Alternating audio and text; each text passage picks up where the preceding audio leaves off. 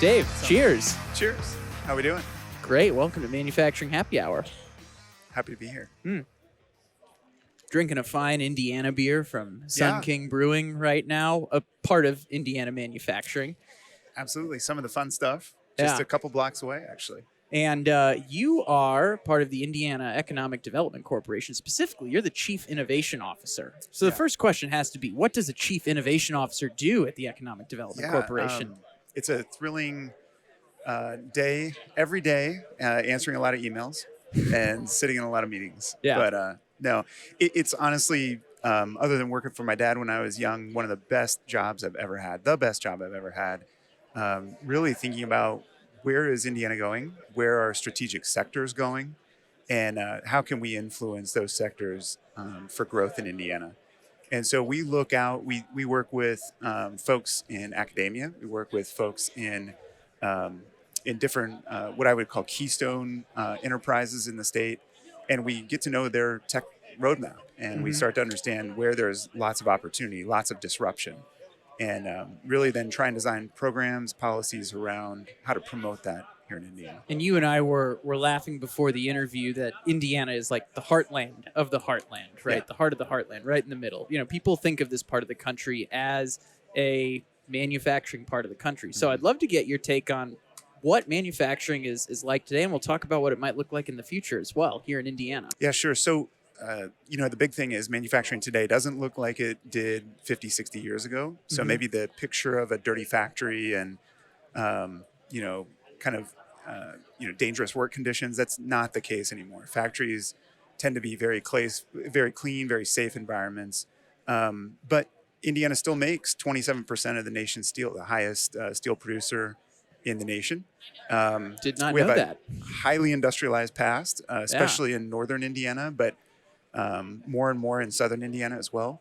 Northern Indiana, as you come out of Chicago and head east, has a lot of that heavy equipment, heavy manufacturing, a lot of, like I said, there's an oil refinery, steel, but that's gotten safer and safer and cleaner over the years. And when we think about what manufacturing is going to look like in the future, I'm really excited about that part of Indiana because hydrogen energy is one of the cleanest sources of energy, both for the manufacturing inputs and outputs. And we have an awesome opportunity in Northwest Indiana to take half of the carbon footprint out of our manufacturing processes in about 6-7 years before the end of the decade. Wow. So we're very excited about that. But and what makes that unique here versus other spots where you have that opportunity? Yeah, so there's an old refinery that dates back, has a rich innovation history. It used to be Standard Oil back in the late 1800s. Today it's a BP facility in Whiting, Indiana. And it's a very intensive refining process, energy intensive process. And so there's a lot of hydrogen that's created.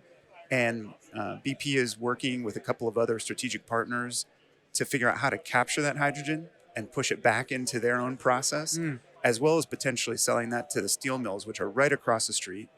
There's a lot of imperative for green steel today to supply the auto manufacturers in Michigan. And so there's a really neat opportunity set there, like I said, for a dramatic reduction in carbon footprint associated with manufacturing. But in addition to that, manufacturing today is cleaner. We're looking at environments that are clean room or dry room kind of environments. I think about semiconductors. We just announced a relationship with Minnesota semiconductor manufacturer called Skywater. They're going to be coming into Lafayette, Indiana. A few months ago, we announced a Samsung battery facility that's coming into Kokomo. And so that's the kind of exciting, clean or dry room kind of environments that are really producing the products of the future. And you had another big win with Eli Lilly recently as well, right?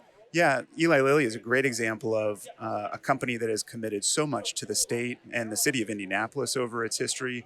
And just in May, they announced that they're going to do 2 manufacturing facilities in a town called Lebanon, which is in between, basically the 50-yard line between Indianapolis and Purdue University. Okay. So great source of talent, great opportunity to develop land there. and look at the life sciences manufacturing future that they plan for their company. So we've been talking about the big guys so far. Let's Right. talk about the little guys Yeah. as well. I shouldn't say the little guys, but the up and comers, Yeah. right? One statement you made to me was that, hey, hard tech startups are hard. Go Yeah. into that a bit more. I want to hear about that first. Yeah, so first of all, just defining hard tech, we view that as anything that has a product associated with the software. Mhm. You're not going to be divorced of software going forward. Everything that comes out, more or less, is smart in some way. But what makes hard tech hard is that investors don't necessarily like to have that longer lead time, the longer sales cycles, longer product development. You got really used to an asset light software startup, SaaS models and so on. And it's easier, right? Mhm. So hard tech is hard, not just because you have a physical object, because there are challenges that aren't similar to the SaaS environment. But hard tech, in our opinion, is really where the future lies, because enabling all of that physical product that we see all around us is going to represent a ton of opportunity. Um, so for us, what we do is at the IEDC, we look at the statistics. 1.5 million citizens of Indiana work in a large company out of about 2.7 total workforce, but 74% of our net new jobs every year are by companies less than 5 years old.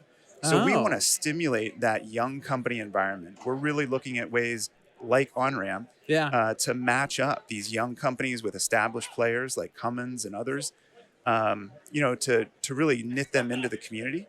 I think that that's part of the secret sauce here in Indiana, is Yeah. that we are highly connected, Mm. and that really helps those young companies grow faster. So highly connected's one thing. Anything else unique you notice about the startup scene here that you're like, you know what, Indiana does this really, really well?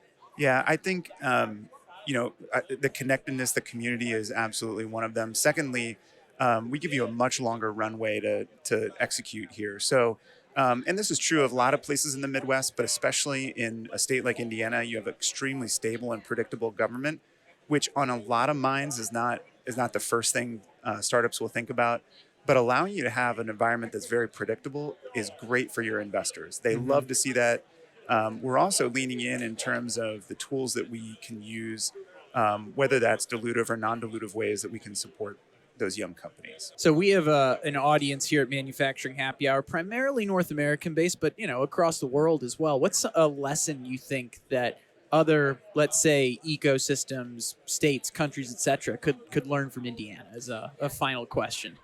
Yeah, that's great. Well, I mean, I would actually flip it and say that we want to learn a lot from others. So Ooh. we've looked a lot at the startup communities in Tel Aviv, Mm-hmm. in London, and Singapore, around the world. We've tried to learn a lot from them.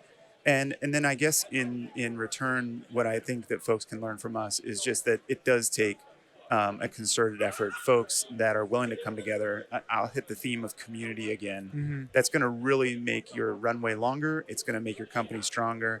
You're going to survive a lot longer and be able to raise that next round at a higher valuation, which is really music, to the ears of a founder. Well, I love that answer. Learn from others. Have learn things they can learn from you as well. Dave, it's been a pleasure having you here on Awesome. Manufacturing Happy Hour. Thanks, Chris. Cheers.